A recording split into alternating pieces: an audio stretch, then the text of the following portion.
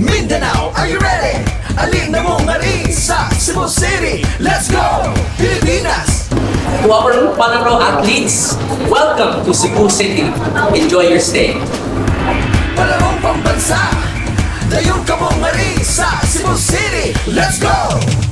Malampuso naghapsay ang pagpahigayon sa closing ceremony sa Palarong Pambansa 2024 dinhi sa Dakbayan sa Sugbo kagahapong adlaw Hulyo 16, 2024 sa Cebu City Sports Center ning Dakbayan sa Sugbo. Taliwala sa kadaghan sa mga nananaw, apan walay natala nga mga dagkong hitabo ang Incident Command Center nga nakatutok sa kalihukan. Ang closing ceremony kagahapon personal nga gitambungan ni Vice President Sara Duterte. Si Duterte mi-resign sa iyang pwesto isip DepEd Secretary hantod karong Hulyo 19, 2024 adlaw nga Biyernes. Sa lahat ng mga magagaling at disiplinadong atleta na lumahok sa Palarong Pambansa 2024, congratulations sa inyong lahat. Bring to your respective communities the distinct Cebuano trait of pride or garbo. Cebuanos are known for their garbo, for one's culture, language, talent, faith, and family. It is the same garbo that we should always take to heart as we pursue life with excellence, integrity, values, and enduring love of country.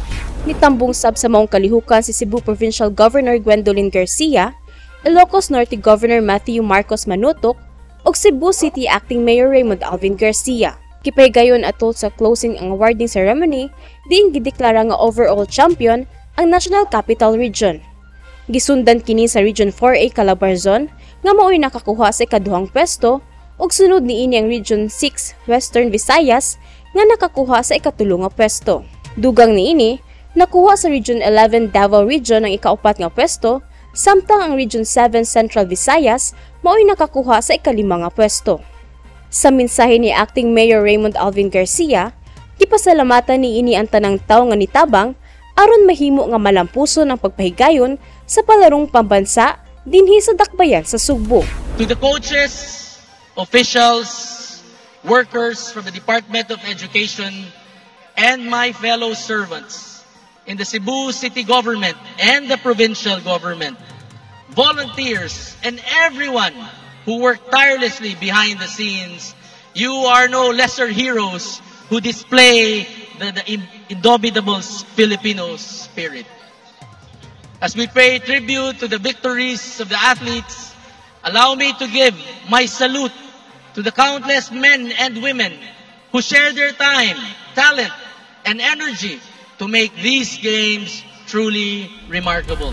Atol sa maong kalihukan, kipahigayon ang pag-turnover sa Palarong Pambansa flag gikan sa Cebu City paingon ngadto sa Ilocos Norte kinsa maong moho sa Palarong Pambansa 2025.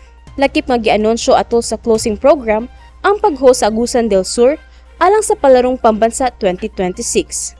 Gitapos ang kalihukan, pinaagi sa grandioso nga fireworks display. Kini ang balita, Nova Yanson, Cebu City News.